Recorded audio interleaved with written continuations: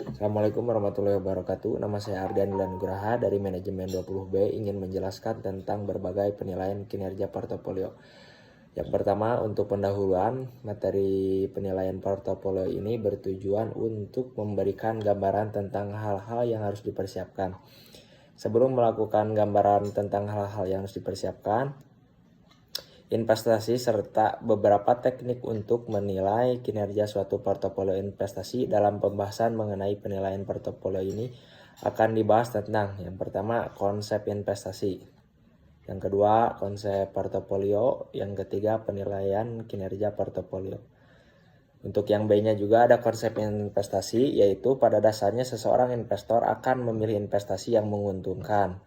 Karena setiap modal yang disetor untuk investasi harus mempunyai tingkat pengembalian yang tinggi. Tingkat pengembalian investasi yang tinggi dapat menjadi pertimbangan bagi para investor untuk berinvestasi di sekuritas. Untuk cara mengoptimalkan returnnya juga ya, ada dasar keputusan investasi juga adalah return, yaitu tingkat keuntungan yang diperoleh dari investasi. Berupa ada dua macam. Yang pertama itu return yang diharapkan oleh expected return, atau juga adalah tingkatan return yang diantisipasi investor di masa depan. Untuk apa itu teh? Return realisasinya atau return aktual rilis atau aktual return merupakan tingkat return yang didapatkan investor di masa lalu. Cara mengoptimalkannya juga yaitu untuk return ya, satu, melakukan diversifikasi investasi, yaitu dengan cara menyebar aset ke dalam beberapa aset yang tidak saling berkorelasi atau memiliki hubungan yang negatif. Yang kedua, menempatkan investasi pada produk investasi yang berisiko rendah. Contohnya produk investasi yang berisiko rendah adalah SBI dan obligasi. Namun produk tersebut memiliki return yang rendah pula. Yang ketiga itu mampu mengendalikan potensi yang muncul.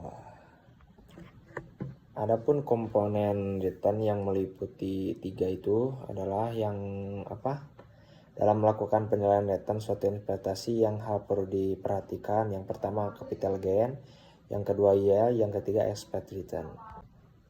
Untuk alasan investor membentuk portofolio, yaitu yang pertama memperoleh return yang optimal pada tingkat risiko tertentu, yang kedua pada keuntungan tertentu, pemodal mencapai risiko yang minimal, yang ketiga tingginya risiko atas investasi, yang keempat adanya berbagai macam bentuk investasi.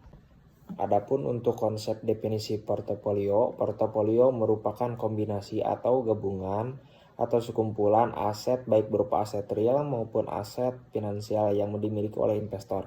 Hakikat pembentukan portofolio adalah finansial yang dimiliki oleh investor untuk mengurangi resiko dengan jalan diversifikasi. Caranya adalah dengan mengalokasikan sejumlah dana pada berbagai alternatif investasi yang berkorelasi negatif.